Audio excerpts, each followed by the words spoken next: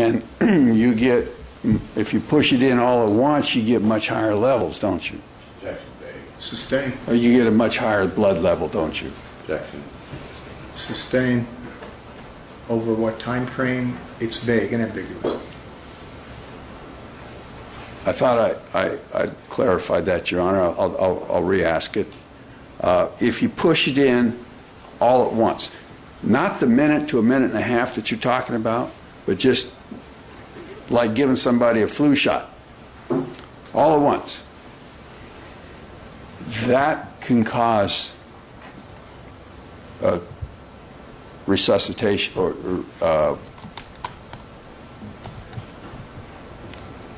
apnea. Isn't that correct? Objection, vague. That was asked and answered. The other question had to do with blood levels. Okay. That was the issue. Okay, that would give a high blood level, higher blood level than you're trying to achieve, wouldn't it? Objection, vague, speculation. I think it depends over what time frame. Sustain. All at once. If you push it in all at once, I'm just like giving a flu shot. If you push it rather than infiltrate it over the minute to a minute and a half you're talking about, if you push it all at once, you're going to get an undesired blood level, aren't you? What I would say is, in my practice, when I use propofol, my typical practice of infusion is to infuse it over a minute to minute and a half, in part because I will assess the patient as I'm infusing the medication. And if the patient is relatively sedate and I do not need to give a whole milligram per kilogram, I will stop. I do not give it IV push immediately. So I can't really tell you specifically what that's going to do to the blood levels, but... So you don't know if whether or not there's a difference in danger to the patient, whether it's pushed all at once or pushed over a period of time? Not specifically. And you've never seen it done? Not in my practice, no. And you've assisted other doctors, and you've never seen it done where it was pushed all at once, have you? Okay. Now, when we do procedural sedation propofol, I am usually the one to push and administer the medication. If I am teaching a resident, I instruct the resident on how to administer it. And when you're instructing them, do you tell them what the consequences could be if it was pushed all at once? If a patient, in reality, if a patient is oversedated, I can manage it, but our goal is to sedate the patient to do the procedure. I do not give a lecture on if you push it all at once, what happens, if that clarifies. So when you're training the residents in the administration of the propofol, you don't tell them why it's got to be done over a period of time? I guess with most things I would describe, we want to get the level. We do actually want to get the levels up to a high level fairly quickly as opposed to over a protracted period of time, because you want to achieve a deep enough sedation level to achieve the procedure. Well, when you say you want to get the levels up fairly quickly, is that what you're describing when you talk about a minute to a minute and a half? Mm-hmm. Yes. Okay. Why don't you want to do it quicker than that, like get it up in 5 seconds? Because I may not need to give the full dose of drug that I've administered, because as I give the medication, I can determine how the patient's responding. So if the patient is having an adverse reaction, I have not given the whole dose of medication. So the only reason you don't give it in a bolus push is because you're not sure how much the patient needs. Well, I also give it over a minute to minute and a half because that's the general instructions of how to use the medication. And you don't know the reason for the general instructions to do it over a period of time? Objection, misstates your testimony. Sustain. Do you know the reason why you're instructed to do it over a period of time as opposed to all at once? I reported this is why I do it, because I want to see the response and see how sedated the patient becomes. And that's the only reason? What are the reasons specifically? Would it be dangerous to do it all at once? Objection asked and answered. So overruled. You may answer. I suppose if you could get to such a level that was so high, especially if you were giving a large dose, yes, that would potentially cause more sedation than you anticipated, or deeper sedation. Okay. Well, the 60 milligrams that you use, if you did that all at once, would that be dangerous? Objection vague, speculation. I'm going to sustain the objection on 352 grounds. I've allowed counsel to reopen. We're approaching the limit. Thank you.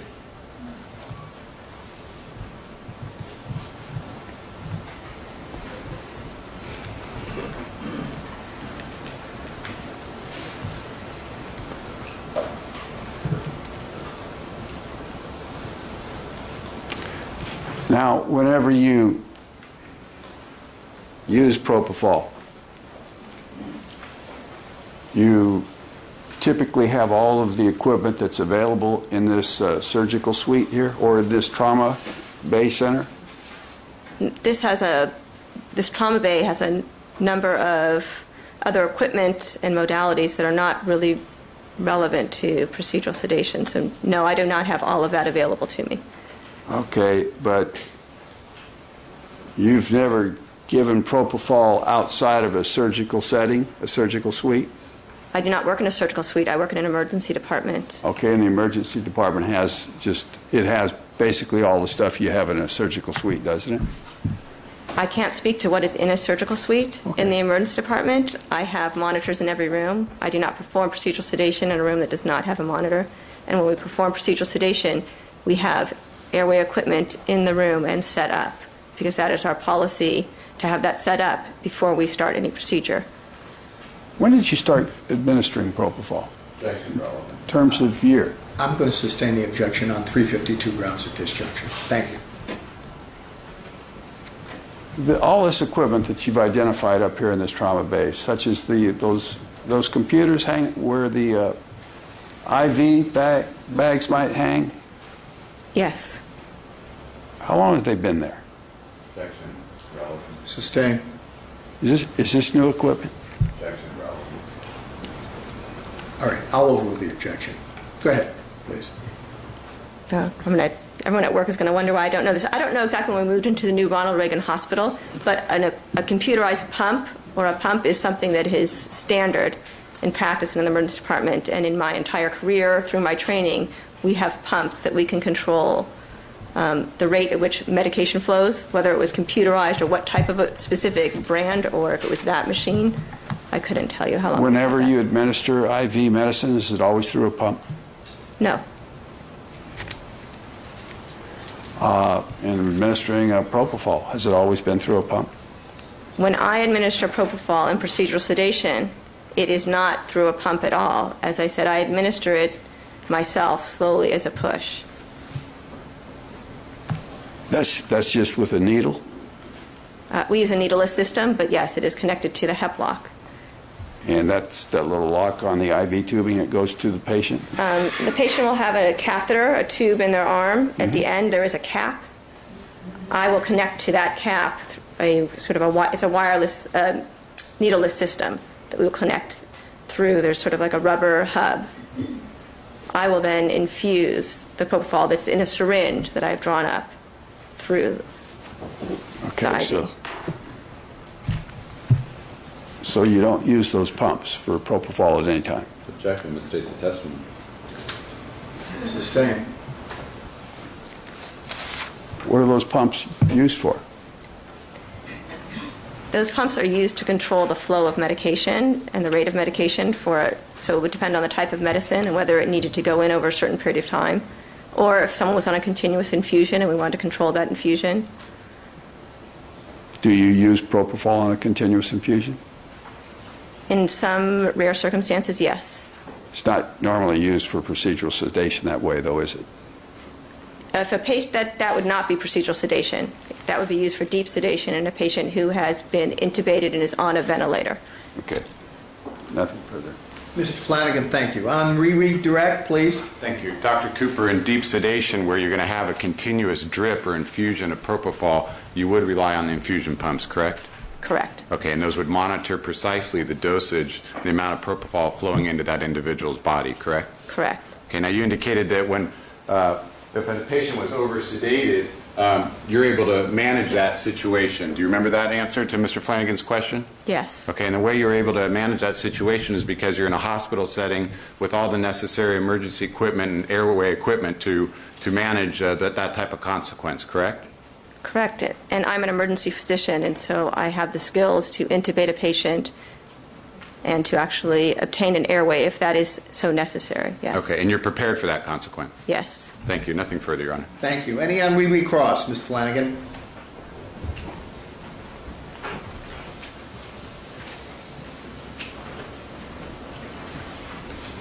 Have you ever... Yes, please come to the podium. Have you ever used Wait, those? if you could just wait till you get to the podium, please. Thank you. I'm sorry, Your Honor. That's okay. Have you ever needed to use those skills during a procedural sedation? Objection, relevance. Overruled. I've never needed to intubate a patient, but yes, I have needed to attend to a patient's airway during procedural sedation. And in tending to a patient's airway, what have you had to do? So the first thing you'll do is stimulate the patient, because if you can wake the patient up and they're just not breathing, usually you will catch it before they stop breathing. That is the goal. I've never had anyone stop breathing during procedural sedation. But generally people's breathing is insufficient. So if I can stimulate the patient, they will generally take deep enough breaths. That, with oxygen and repositioning the airway, is almost always sufficient. And if a person had a problem when you were administering the propofol, it's something you would see right away, isn't it?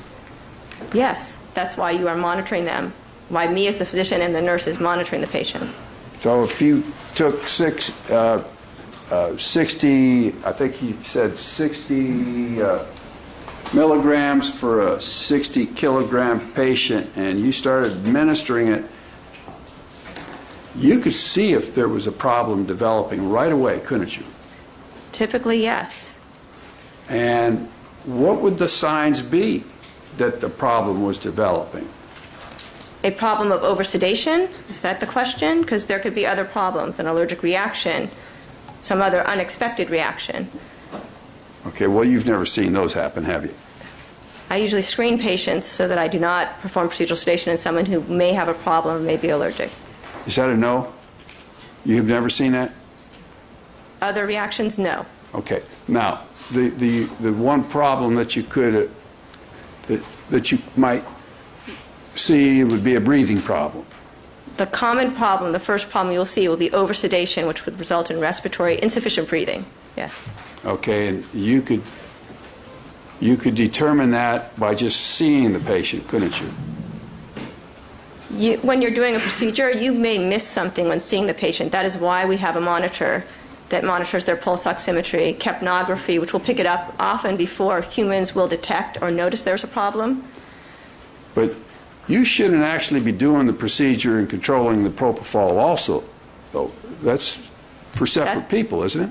That's why there is a separate person to perform the procedure, and I, as the attending, attend to the procedural sedation. Okay, so when you administer propofol, 60 milligrams, you wouldn't be doing the procedure also. No. You would just be concentrating on the patient. Yes. And if there was a breathing problem, you could readily determine that, couldn't you? Yes. And you could readily determine it by just looking at the patient, couldn't you? You still may miss because people who are sedated will breathe less, but if you're breathing 8 times a minute as opposed to 16, that may be sufficient. Versus if you're breathing 8 times a minute and you're not breathing deep enough, your oxygen saturation may start to drop. And even watching the patient, there are potentially problems that you will miss. That is why we monitor as a fail-safe, and we have 2 people monitoring. Well, when you say you could miss it, you could miss the first sign, but you would see it within a couple minutes, for sure, wouldn't you? You would see it before a couple minutes. And so if a person was infusing over a 3 to 5 minute period of time, 25 milligrams, and there was a problem with that, that would be easy to determine, wouldn't it?